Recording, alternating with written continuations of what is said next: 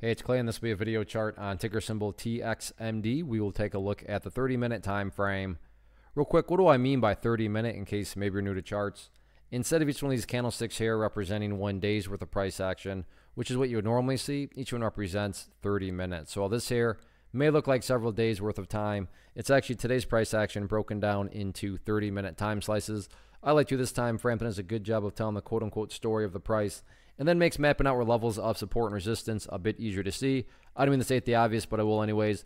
Pretty crazy movement today, not only from the price action perspective, but you look down here at the volume, and well above average volume on this one, and a pretty rough day. Although now from a technical perspective, an interesting setup going forward. I should really say probably potential setup, and this setup is what we would call in the world of charts a double bottom, and this double bottom being down here at 375.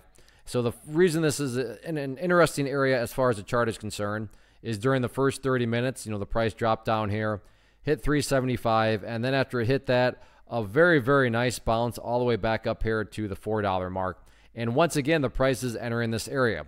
Now, don't get me wrong, and I really wish I could say trading was this easy. Just because the price has bounced off 375, does not mean that if the price gets back down to that area, then for sure, guaranteed, it is bouncing once again. However, now, would it be shocking to see it bounce? No. However, that doesn't mean that it is for sure going to bounce. Is it a rational thought? Is it logical to say, hey, it's bounced off this area before, so maybe it'll bounce again? Yeah, that's totally logical, but that doesn't mean that it will for sure bounce.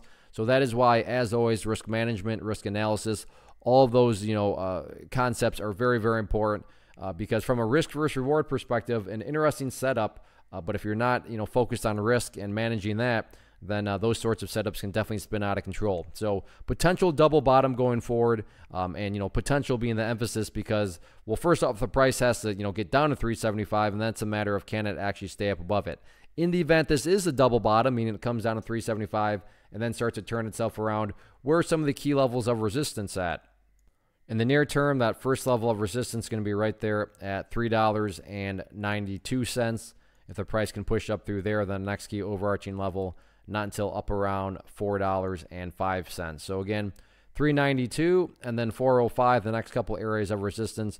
All in all, though, interesting setup, and we'll see what happens with it as the week continues to play out.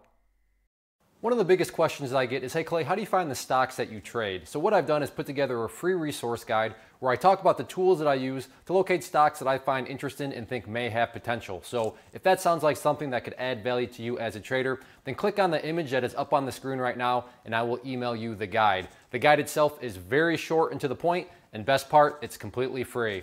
Thanks for watching the video. Let me know if you have any questions.